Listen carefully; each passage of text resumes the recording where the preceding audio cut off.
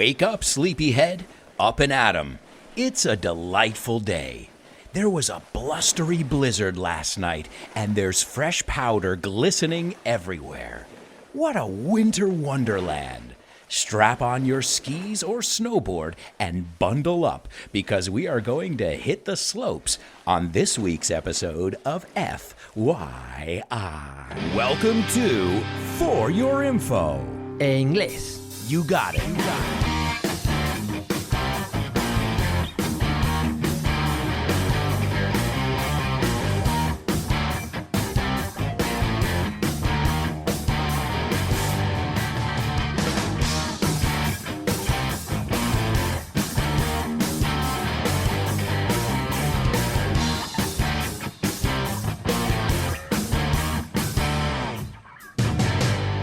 Hello, my amigos, and welcome to this, another exciting edition of FYI For Your English, the podcast where you learn so much more than English. Well, at least I hope you learn so much more than just English. I know myself as the creator, the producer, I have been learning so much about so many different topics. And as always, as listeners, I want to hear your feedback. I want to hear what you want to hear about. Tell me about topics that you want to see about in the future. And of course, we'd love to do them. We'd love to tackle every topic, I should say. I love that word, to tackle topics. Oh, ya estamos. I'm already on my double alliteration kick. Well, let's take a look at the intro. As you can tell by my voice, I am so excited to talk about today's topic. It is a topic that is near and dear to my heart. Some of my greatest memories have been on a mountain. And careful with that word. Let's start right there. That word mountain. Now, you can say mountain, or you can say, como los americanos, si te sale, mountain. Mountain. So say this sentence. I always say, are you certain there's a fountain in the mountain? Okay. And if you can say those, that's that American glottal stop thing that we do. You know, it's kind of like you're in the middle of a sound and you stop it. So mountain. But you can always say mountain. What you can't say is mountain. All right. So write it down however you hear it. That's my advice too. When you come across a pronunciation thing, write down what you hear. Don't worry. I mean, you can learn the phonetic alphabet. It doesn't hurt. But if you write down what you hear, maybe that'll help you next time you need to pronounce the word. So mountain. And we're going to talk about the mountains. Not only did I grow up in the mountains, but I have some of my earliest memories playing in the snow and some of my more recent memories playing on glaciers. Yeah, glaciares. You heard me correctly. Playing on glaciers. It sounds like something from the age of the caveman, no? El cavernícola. Anyway, let's take a look at this. Let's hit the mountains. To hit is ir hacia, ir en dirección. Let's hit the mountains today. So I said, wake up, sleepyhead. Sleepyhead means dormilón. And obviously, wake up is despiértate, which is a little bit different than get up. Right? Wake up is when you open your eyes, and get up is when you stand up. It's a synonym. So what time do you get up and what time do you wake up? They don't have to have the same answer. I know a lot of people on weekends, they like to sleep in. To sleep in is to sleep longer than you should, but you can. It's okay. It's bad when you oversleep. When you oversleep, you sleep more than you should, but not on purpose. Okay, so you oversleep. And the sound at the beginning of the show was an alarm going off. Remember, sonar is to go off. You can say the alarm was ringing, but it would be much more common to say the alarm was going off. So I know it's a sound that people don't like to hear. Who wants to be woken up? Oh man, I know. I'm a bit of a sleepy head myself. But all right, then the next thing I said is up and at 'em. Up and at 'em. Now this is interesting because we never say at them, because the real expression is up and at them. Arriba y a por ellos, I think would be the literal translation. We say up and at 'em. Es como pronunciamos muchas veces el them. Did you call them? Did you call them? Muchas veces en inglés americano, nos comemos la TH. We don't say that TH, and we say Right? Another example where we always say is si no puedes con ellos, únete a ellos, which we say if you can't beat them, join them. And I have to say, hardly ever, if not ever, have I heard anybody say them. Same thing. In this one, it's up and at 'em, right? Up and at 'em. Arriba y a por ello. Vamos a conquistar el día. Let's conquer the day. Let's seize the day. Do you know this expression? To seize the day. Seize the day means carpe diem. And if you can't remember that, don't worry, because we also say carpe diem. And here I come with my double alliteration again. A delightful day. Oh, you can tell, delitar. Did I pronounce that right? Delitarse? I always mispronounce that in Spanish. Well, a delightful day. Oh, nothing like a delightful day. Not just the double alliteration, but who doesn't like a delightful day? It just rolls off your tongue. Then I said there was a blustery blizzard. More alliteration. A blustery blizzard. And when I think of the word blustery, certain adjectives are associated with certain things. So I tell my students, when you think of mountains, think of majestic. When you think of scenery, think of picturesque, right? These are certain words that we use together. And blustery means windy and cold. It's almost like wintry. Eso es otra palabra, wintry. But I needed a B, so I said blustery. It's a great word. Well, it's not great if you're in the middle of a blustery blizzard, but it's a great word to know. And a blizzard is a snowstorm. It's another way to say a snowstorm. And for any of you who have ever snowboarded or skied, well, you'll know that there's nothing like fresh powder. Oh man, it is the greatest feeling after a snowstorm. I mean, you're sleeping, you're tucked in. To be tucked in is metidito en la cama. And you look out the window and you see that blizzard and you're thinking tomorrow's going to be great. There's going to be powder everywhere. And something about powder is it glistens. To glisten is to sparkle, to shine, brilla. It's a good word, glisten. And then I said, what a winter wonderland. Are you serious? Triple alliteration? Oh, I need help, guys. What a winter wonderland. And it reminds me of that song, walking in a winter wonderland. In the snow, you'll be laughing. I don't remember how the words go. We're happy today, we don't go away. Walking in a winter wonderland. So a wonderland es un sitio maravilloso de invierno, winter. And remember, we looked at that adjective already to describe a day that is very cold and snowy. It's wintry. Then I said, strap on your skis. Now here I didn't want to, if maybe you're a skier, maybe you're a snowboarder. You guys know me. I'm a snowboarder. And skiers, don't worry. I won't hold it against you. And remember, the palos are not called sticks. We call them ski poles. And one thing that they both have in common, skis and snowboards, is they have bindings, right? And binding, I think you say fijación. And it's very interesting because it binds your foot to the snowboard or the ski. Lo ata. So it makes sense, this word. So I said strap on. Strap on is what we also say with our seatbelt as well as, what is the word? I think you say abrocha. Strap on your skis or snowboard.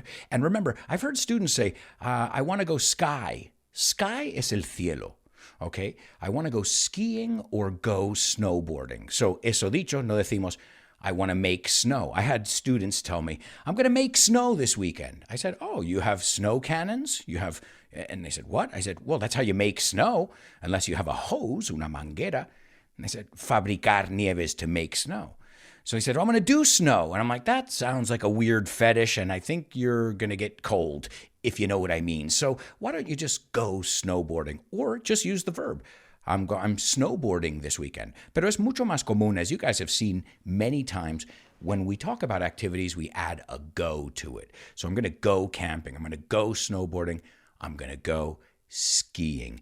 Then I said, bundle up. Now, a bundle es un fardo, but this is a word that mom and dad, I just remember my parents and my grandparents saying it to me as a child. Bundle up. Abrigate, vamos. And something that we always say in the States, reminds me when we talk about bundling up, is to layer up as well. Y eso es ponte capas. That's another, we're going to talk about dressing properly as well, because a lot of people, they say, Alberto, how could you go sit on a glacier all day in the, drinking beer, and of course that's part of it too. We'll talk about après-ski, but they say, you're out there all day freezing. I'm like, freezing?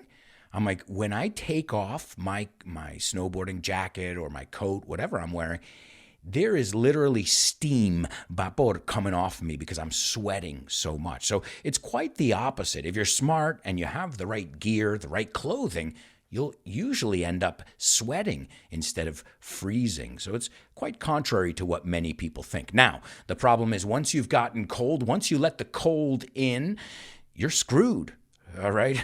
La cagaste por Lancaster if you let the cold in, because once you get that cold in there, and if you're sweaty, sudado, we're talking about pneumonia over there, or bronchitis, or something you do not want. So bundle up and keep those zippers closed. If you unzip it, you're going to let out that heat. Remember, we've got to keep our heat. That's just one of my personal tips throughout the years. I've just said, okay, well, I've got this heat now, this body heat, and I'm going to trap it in here under these layers so it doesn't get out.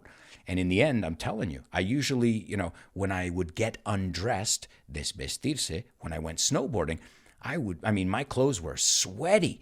They would have to go straight to the washing machine. Yes, different things that we talk about, of course, dressing right, the right gear, el equipo, we call it your gear. So you'll need a snowboard or skis, you'll need bindings, you also need boots. And of course, you'll need a ski resort, unless you have maybe a hill, una colina, behind your house, which I know people who have done that.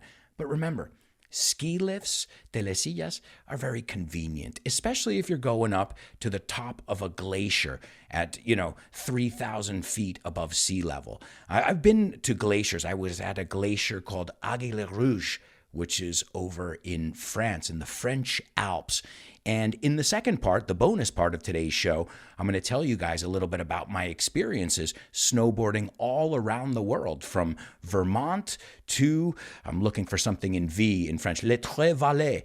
Now, again, you guys are going to hear me pronounce a lot of French, mispronounce a lot of French words here, but I'm going to share my experiences in the bonus part of today's show. And as I always tell you guys, if you're interested in getting the bonus part of today's show, plus the accompanying vocabulary and weekly and monthly classes with me, then consider becoming a patron. If you want more information, stop by patreon.com/Alberto Alonso, or give me a shout, dime algo, and I'll give you some more information as well as samples. Join our online community because it is growing every day, and I've got to say, I really am a lucky teacher to have such motivated, driven students. I'm looking for the right word. There are so many great adjectives. So guys, join our curious community on patreon.com. I want to say thank you right now to all my patrons who make this show possible. And, I don't have time to shout you all, but a nice shout out to my super duper students, Roberto, Jose Maria, Javier, Eva, Mila, Desiree, Alex, Patricio, Edgar, and Loles. And don't forget about my interstellar students, Diana, Pilar, Diego, and Carmen. If you want to find out more information about Patreon, drop me a line or stop by Patreon and take a look at all the different options. And thank you to all of you who already have discovered Patreon. So are you ready to hit the slopes? As I said in the intro, we say to hit the slopes. The slopes, las pistas. Now, I want to clear something up. Today's show is about snow sports, and there are so many different kinds of snow sports out there, but we're going to focus on two of the biggest ones.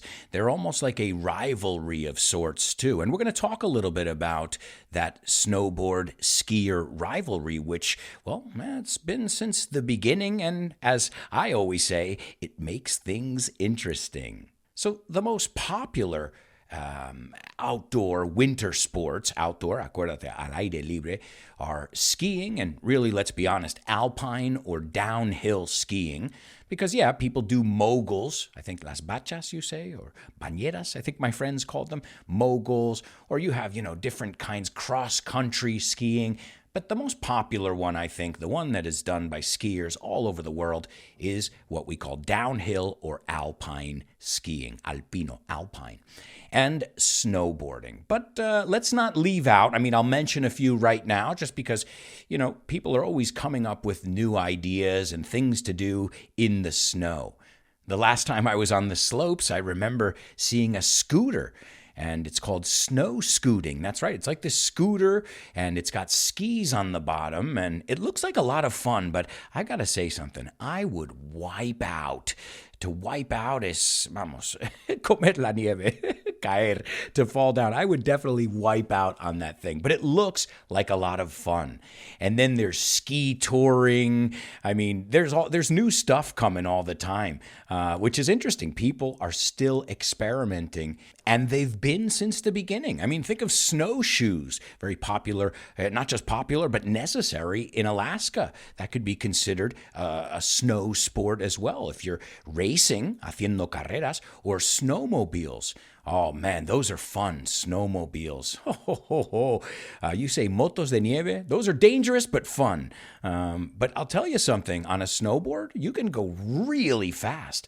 I think my record was like 85 miles per hour.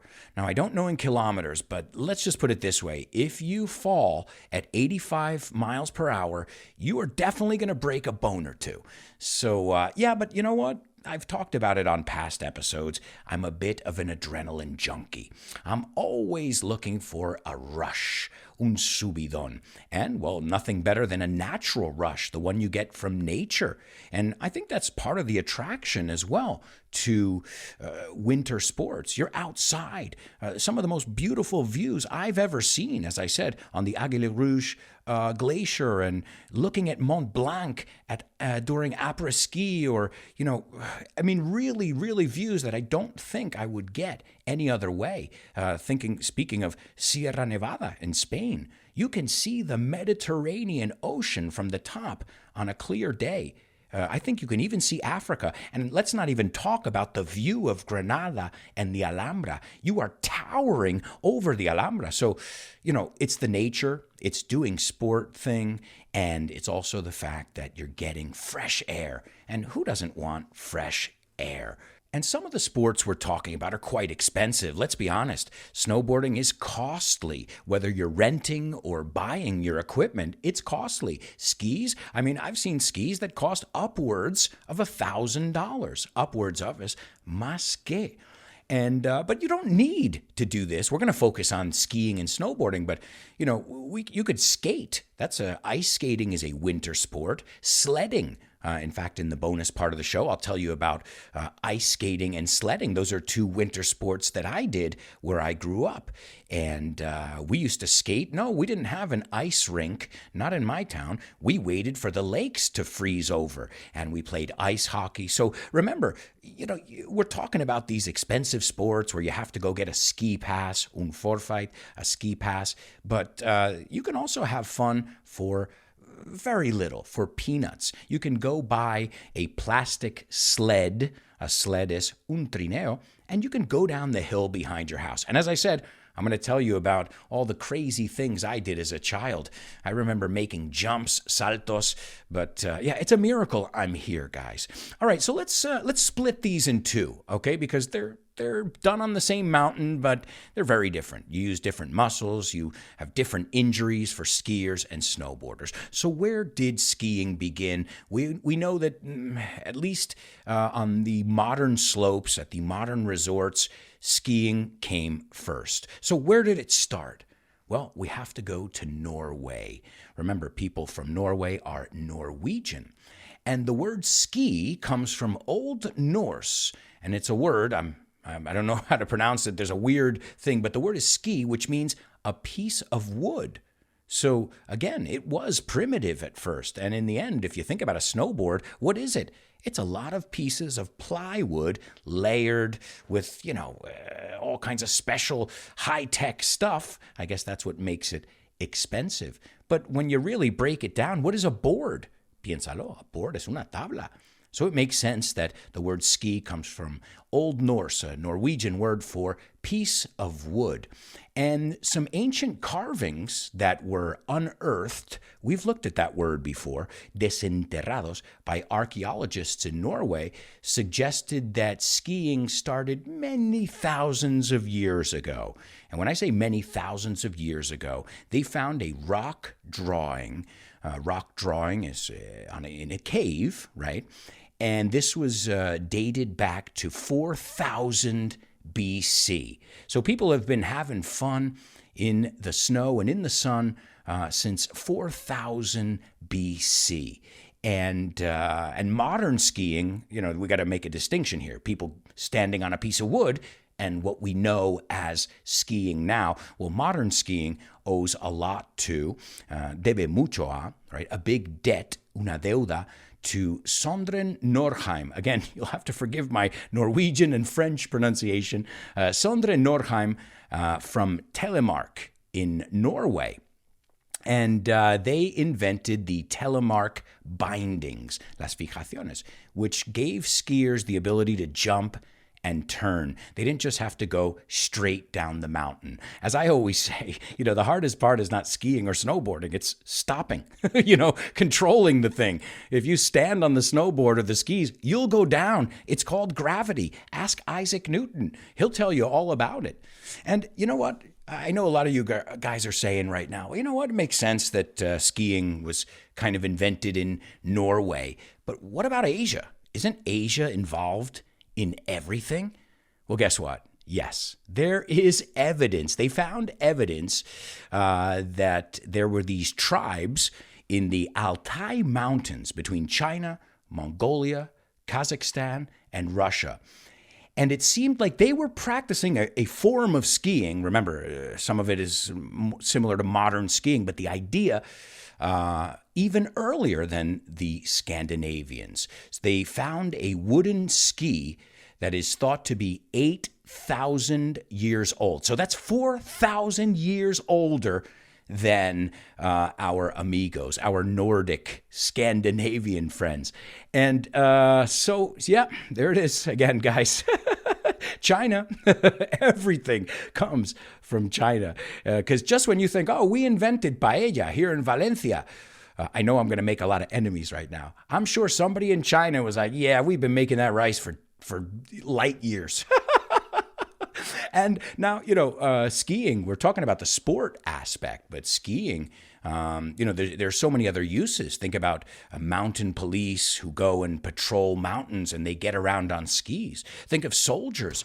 Some of the battles, speaking of Russia, out in Russia were won because the Russians had skis. So the Germans went in there with their Panzer tanks and their fancy tanks, and they said we're gonna knock you guys out.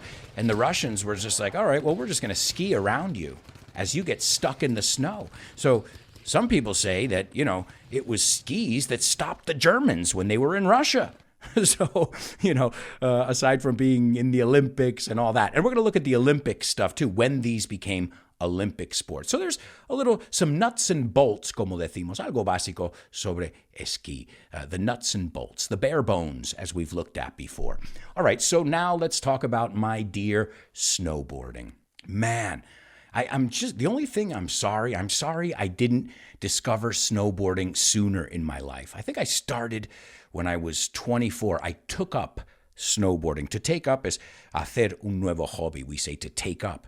And I discovered it, and I really loved it. I loved zipping down the mountain, and as I said, the view, the fresh air, the adrenaline rush, being with my friends. Sometimes it's snowing, but also sometimes you're sitting in the sun having a beer after after an 85 mile per hour run. A run, en este caso, es una bajada. So snowboarding, we got to go, okay, skiing 8,000 years, right? China. Well, 1965, not so distant future, not so distant past, excuse me. A guy named Sherman Poppin, okay, related to Mary Poppins. No, I'm just kidding. Sherman Poppin from Michigan made a snowboard for his daughter.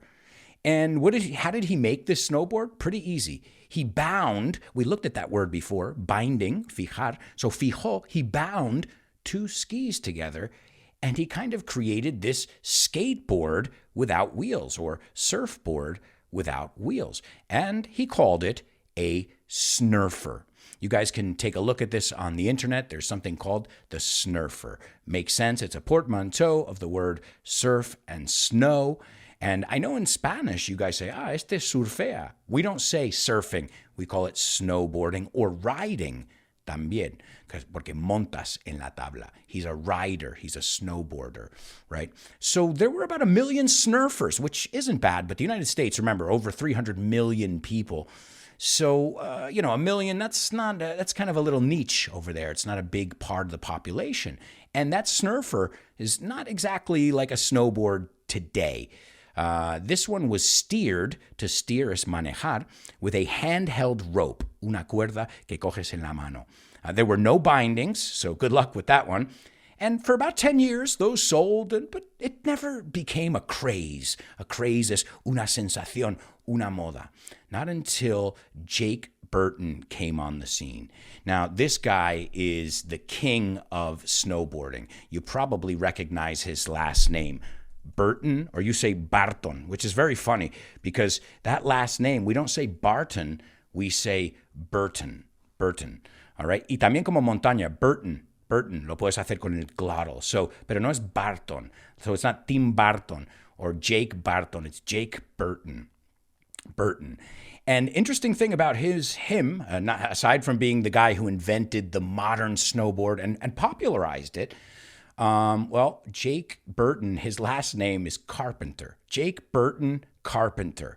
So I think that would have been a cool name too, huh? Carpintero for a snowboard, something made of wood.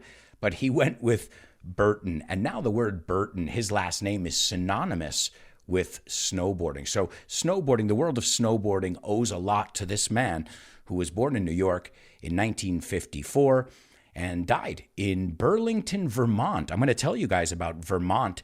It's just one of the most important places in the United States, definitely on the East Coast as far as skiing and snowboarding is concerned. So he passed away pretty recently in 2019, November 20th. And I highly recommend, if you want to hear the story of how snowboarding got popular and Jake Burton's story, he's a visionary, really. Listen, I recommend this podcast. I've recommended it before. It's called How I Built This, and it's with Guy Raz. Guy Raz is the host. He's fantastic, just perfect host. He really knows how to make his guests feel good and the listeners and everybody. And there's an episode of How I Built This on Jake Burton, and I highly recommend it. It's great listening, and it's an inspiring story. All right, so that's snowboarding. We looked at snowboarding, skiing, the basics. As I said, we could talk about each one for years. There were tons of different breakthroughs, when they started using different material and lightweight, and there's a lot of R&D involved. R&D is research and development, right? I más D. So when did skiing become an Olympic sport? Because obviously it became an Olympic sport before snowboarding. Cross-country skiing has been a part of the Winter Olympics every year since the competition began in 1924. But alpine, or downhill skiing, the most popular one, it became an Olympic sport in 1936, so quite a bit later. And the first downhill race, downhill is cuesta abajo, was decades later. That was 1879 in Sweden. So those were some firsts for skiing. 1924, cross country came on board. 1936, alpine downhill skiing, and in 1879 they had records of downhill races. So that's fun, but that's again dangerous. If I have any technique, that's my technique. Full steam ahead or full speed ahead, a todo gas. And my friends and I, we always race each other, which of course that's not too good, because if one's a speed demon and the other's a speed demon, where does it end, right? A speed demon is alguien que le encanta la velocidad. And speaking of a speed demon, someone comes to mind as far as snowboarding in the Olympics. Now, the United States has dominated this event, but now you're seeing Canada, you're seeing Japan with some truly amazing snowboarders. But a lot is owed to the Flying Tomato. Yeah, well, that's what they call him. The Flying Tomato is Shaun White, and he is an American snowboarder. And like what I think of it like this: what Tony Hawk did for snowboarding, he did for skateboarding. Okay, I read me lío aquí. What Tony Hawk did for skateboarding, Shaun White did for snowboarding. And you know what's interesting? They both do the other sport. Tony Hawk is a snowboarder, and the Flying Tomato, Shaun White, is a skateboarder. I guess, it's cool. And what do you do in the summer when, you can't snowboard? Well, you jump on your skateboard or you surf. It's not the same, but there are certain similarities. So 1998 is when it made it into the Olympics. 1998, incredible. That was in Nagano, Japan. And now it's a very popular sport. The half pipe is popular because you literally see people flying through the air, twisting and turning through the air. Again, why do you think they call this guy the Flying Tomato? Well, because he flies like Michael Jordan, and he's red. He's a redhead, and he looks like he's always gotten too much sun. Well, maybe he's sweating. It's when you do 4 flips in the air off a half pipe, I'm sure you end up sweating. But he's got plenty of gold medals to show for it. So now I wanted to finish up here talking a little bit about the rivalry, la rivalidad, and my thoughts on it. And you know what? I know that you guys had the mountain first. I'm aware of that. I know that snowboarding wasn't allowed on board until a lot later. In fact, snowboarding was banned in many, many places. Many resorts did not allow snowboarders. And this is probably what led to the popularity of snowboarding in Vermont, because Vermont had one of the first areas that allowed snowboarders. So we weren't even allowed on the mountain for experimenting, for trying something new. They said, no, if you don't ski, this is not for you. And we said, but wait, we've got something else to do, another way to have fun on the mountain. And people are saying, no. And I think there's a big mountain. There's a lot of mountains. There are tons of resorts.